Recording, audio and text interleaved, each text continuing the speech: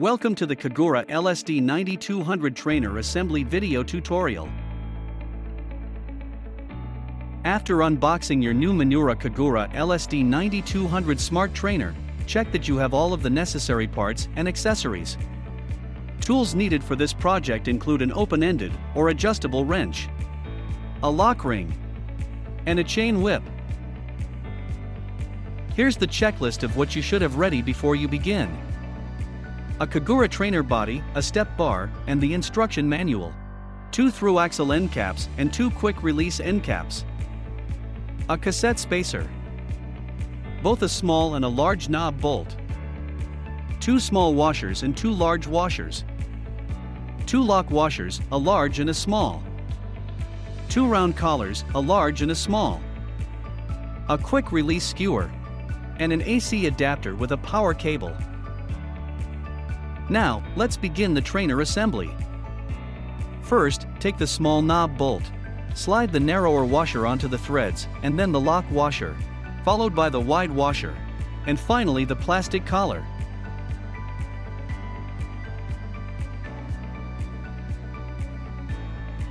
Then, take the larger knob bolt. Slide a flat washer on, then a lock washer and a flat washer, followed by the plastic collar.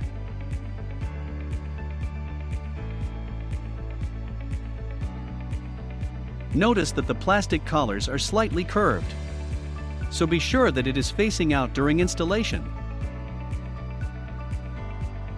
Hold or prop the trainer body up to install the step bar. Place the step bar against the C-shaped bracket on the trainer body, lining up the hole on the bar with the threaded opening on the body. Insert the large knob bolt through to the back of the step bar, and align it with the threaded hole on the underside of the trainer body. Then secure the step bar by tightening the knob. Next, set the trainer down. Take the small knob bolt and screw it through the top of the C-shaped bracket and into the step bar to fully secure the step bar to the trainer body. Be sure that the plastic collars fit flush against the C-shaped bracket and step bar. Fully tighten each of the knobs one final time to ensure that they are tight. Finally, plug the round power plug into the connecting port on your trainer, and plug the AC power adapter into an electric outlet. The Kagura will automatically power on.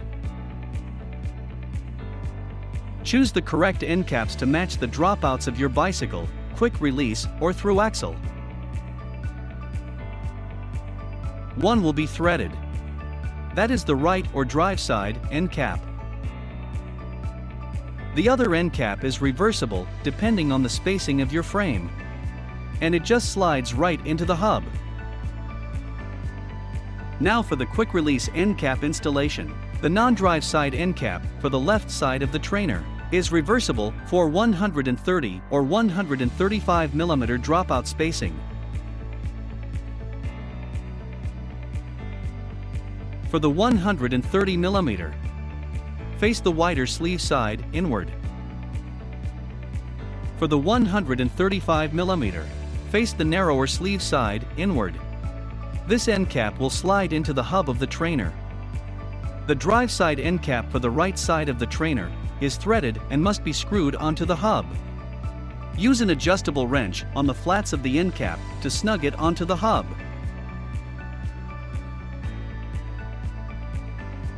Now for the through-axle end cap installation. The non-drive side end cap for the left side of the trainer is reversible for 142 or 148 mm dropout spacing. 12 mm only. For 148 mm, face the narrow sleeve inward.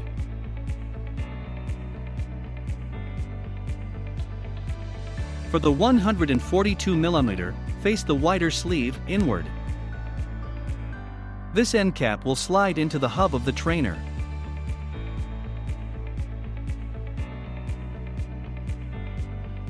Use an adjustable wrench on the flats of the end cap to snug it onto the hub.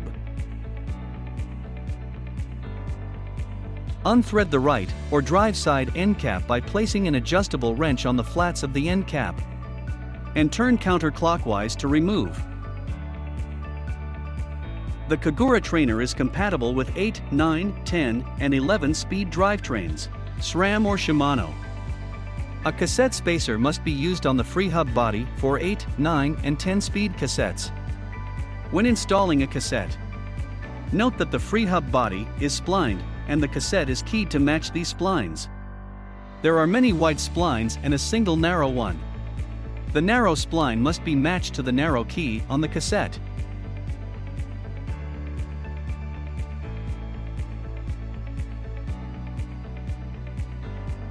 There is an inside and outside on the cogs.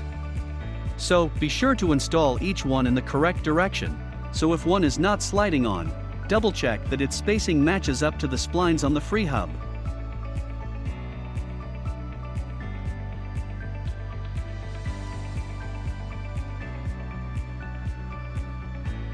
Always slide the largest cogs, followed by the next largest. Consult the owner's manual from the manufacturer of your cassette, if necessary.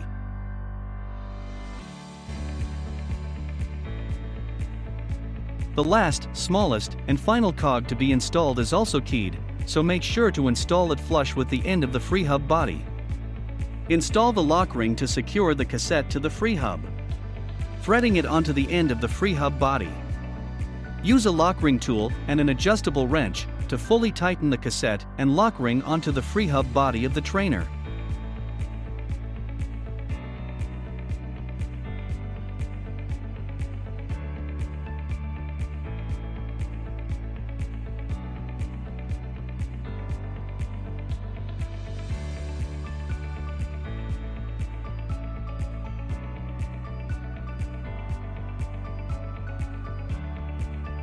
Install the quick-release skewer through the center of the trainer's hub, with the one small conical spring pointed inward on each side of the axle. Then screw the skewer nut on.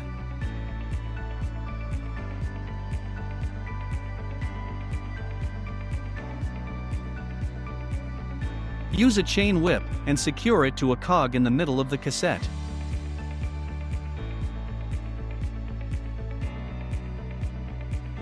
Place the cassette lock ring tool in the end of the cassette.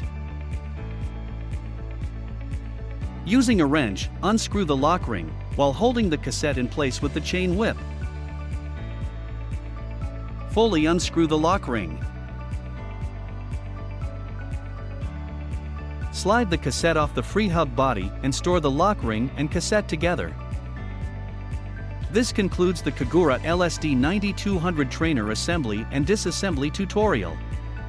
Thank you for choosing Minoura Smart Direct Drive trainers for your training regimen.